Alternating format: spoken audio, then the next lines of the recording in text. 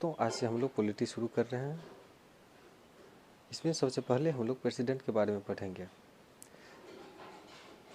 Constitutional position क्या होता है, प्रेसिडेंट का कॉन्स्टिट्यूशनल पोजीशन क्या होता है, कौन कौन से आर्टिकल प्रेसिडेंट के बारे में दिया गया है। उसके बाद हम लोग देखेंगे इलेक्शन, प्रेसिडेंट का इलेक्शन कैसे कंडक्ट किया जाता है। उसके बाद हम लोग क्वालिफिकेशन के बारे में पढ़ेंगे कि प्रेसिडेंट के इलेक्शन में जो कैंडिडेट अपना नॉमिनेशन भरते हैं उनका क्वालिफिकेशन क्या होना चाहिए। उसके बाद टर्म एंड कंडीशन पढ़ेंगे कि प्रेसिडेंट के ऑफिस का टर्म क्या होता है, उनका कंडीशन क्या होता है। उसके बाद हम लोग ओथ एंड अफर्मेशन के बारे में पढ़ेंगे कि प्रेसिडेंट ओथ में क्या लेते हैं। उसके बाद कौन इनको ओथ दिलाता है, अफर्मेशन क्या होता है, ये सभी हम लोग इसी में पढ़ेंगे। वैकेंसी के बारे में पढ़ेंगे, प्रेसिडेंट का सीट वैकेंट कैसे होता है, वैकेंट होने के बाद उनके पद पर कौन आसीन होते हैं। उसके बाद हम लोग इम्पीचमेंट पढ़ेंगे कि प्रेसिडेंट को कैसे इम्पीच किया जाता है, प्रेसिडेंट को कैसे उनके पद से हटाया जाता है। उसके बाद पावर और फंक्शन के बारे में पढ़ेंगे कि प्रेसिडेंट का पावर क्या होता है, उसका फंक्शन क्या होता है। ये सभी हम लोग कवर करेंगे प्रेसिडेंट में। राष्ट्रपति का कॉन्स्टिट्यूशनल पोजीशन क्या होता है। आर्टिकल 52 to 78 जो पार्ट 5 में आता है वो यूनियन एग्जीक्यूटिव के बारे में बताया है। आर्टिकल 52 to 78 यूनियन एग्जीक्यूटिव के बारे में बताया गया है कि यूनियन एग्जीक्यूटिव कैसे कार्य करता है, यूनियन एग्जीक्यूटिव में कौन कौन से पद आते हैं, ये सब 52 to 78 के 8 में दिया गया है। यूनियन एग्जीक्यूटिव में कौन कौन सब आते हैं, यूनियन एग्जीक्यूटिव में कौन कौन से पद निहित हैं। तो यूनियन एग्जीक्यूटिव में प्रेसिडेंट आते हैं, उसके बाद वाइस प्रेसिडेंट आते हैं, उसके बाद प्राइम मिनिस्टर आते हैं, काउंसिल ऑफ मिनिस्टर, उसके बाद अटॉर्नी जनरल ऑफ इंडिया आते हैं। इन सभी पदों के बारे में हम लोग डिटेल में आगे पढ़ेंगे कि प्रेसिडेंट, उसके बाद वाइस प्रेसिडेंट के बारे में पढ़ेंगे। उसी तरह से सभी पदों के बारे में आगे हम लोग डिटेल में पढ़ेंगे। आर्टिकल 52 में दिया गया है कि there shall be a president of India, कि भारत में एक राष्ट्रपति होगा जो head of the Indian state, Bharat के प्रमुख होगा। आर्टिकल 52 में दिया गया है कि there shall be a president of India, मतलब भारत का एक राष्ट्रपति होगा जो head of the Indian state, मतलब भारत के प्रमुख होगा। He is the first citizen of India, वह भारत का प्रथम नागरिक भी होगा। राष्ट्रपति भारत के प्रथम नागरिक हो। संघ के कार्यकारी शक्ति प्रेसिडेंट में निहित है। संघ के जितने भी कार्यकारी कार्य हैं वो प्रेसिडेंट में निहित है, लेकिन कार्यकारी कार्य क्या है नहीं है इसके बारे में संविधान में कुछ नहीं बताया गया है कि कौन कौन से कार्यकारी कार्य हैं, कौन कौन सी कार्यकारी शक्तियां हैं, इसके बारे में संविधान में कुछ नहीं बताया गया है। लेकिन Ramjawaya Kapur versus State of Punjab 1955 में सुप्रीम कोर्ट और कुछ संवैधानिक एक्सपर्ट जो है वो एग्जीक्यूटिव पावर को डिफेंड किया है कि कौन कौन से एग्जीक्यूटिव पावर हैं, कौन कौन से नहीं हैं। रामजवाया केस में जो है 1955 में सुप्रीम कोर्ट ने बताया कि प्रेसिडेंट ओनली अ नॉमिनल और कॉन्स्टिट्यूशनल हेड, प्रेसिडेंट केवल नामित या संवैधानिक प्रमुख होता है। रियल एग्जीक्यूटिव हेड जो है, रियल एग्जीक्यूटिव जो है की शक्तियाँ जो है वो प्रेसिडेंट में नहीं बल्कि प्राइम मिनिस्टर में निहित होता है। प्रेसिडेंट केवल नॉमिनल हेड होता है, जबकि रियल में एग्जीक्यूटिव पावर प्राइम मिनिस्टर के पास होता है। UN राव वर्सेज इंदिरा गांधी 1971 में सुप्रीम कोर्ट ने बताया कि हमारा संविधान जो है वो ब्रिटिश पार्लियामेंट्री सिस्टम पे आधारित है। Our constitution is modelled on the British parliamentary system, हमारा संविधान ब्रिटिश पार्लियामेंट्री सिस्टम पर आधारित है।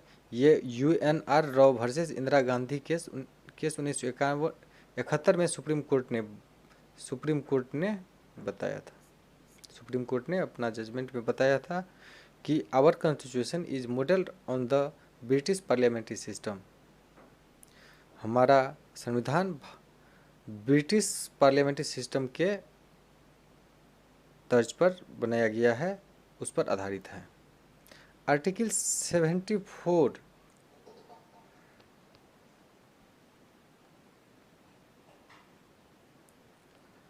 आर्टिकल 74 में दिया गया है कि there shall be a council of ministers to aid and advise the president. मतलब कि राष्ट्रपति को सहायता और सलाह देने के लिए एक काउंसिल ऑफ मिनिस्टर्स होगा। काउंसिल ऑफ मिनिस्टर होगा जो क्या करेगा, प्रेसिडेंट को कार्यकारी कार्य करने के लिए सलाह और सहायता देंगे। लेकिन यहाँ आर्टिकल 74 में यह क्लियर नहीं किया गया है कि प्रेसिडेंट काउंसिल ऑफ मिनिस्टर के एड और एडवाइस को मानने के लिए बाध्यकारी है।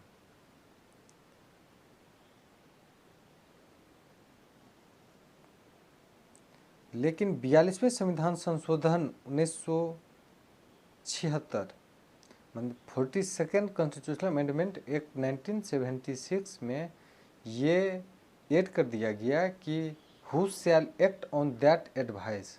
मतलब ये कि राष्ट्रपति बिना मंत्रिपरिषद के सलाह और सहायता के कोई भी कार्य नहीं करेंगे। माने कि राष्ट्रपति को काउंसिल ऑफ मिनिस्टर के एड और एडवाइस को मानने के लिए बाध्यकारी बना दिया गया।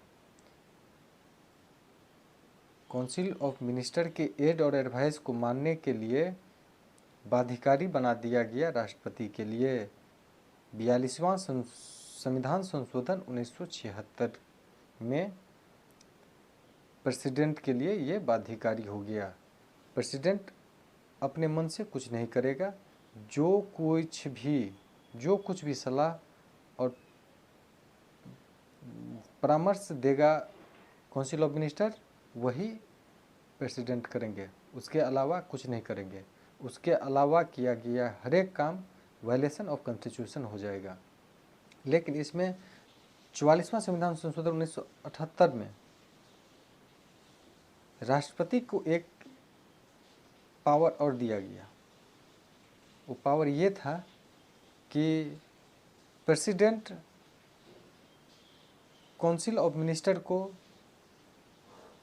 पुनः परामर्श के लिए एक बार बिल को लौटा सकता है।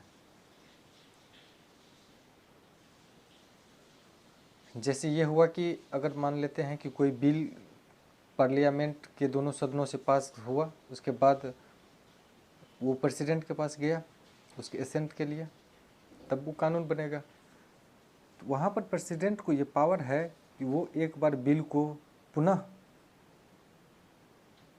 पार्लियामेंट संसद भेज सकता है इस पर पुनः विचार करने के लिए।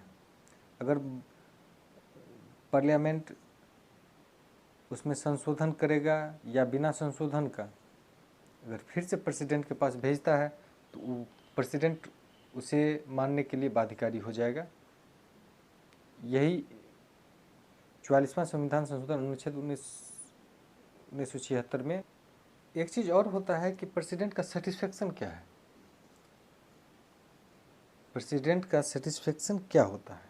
Shamsher Singh versus State of Punjab case 1974 में सुप्रीम कोर्ट ने ये जजमेंट में सुनाया था कि satisfaction is not the personal satisfaction of the president but the satisfaction of the council of minister.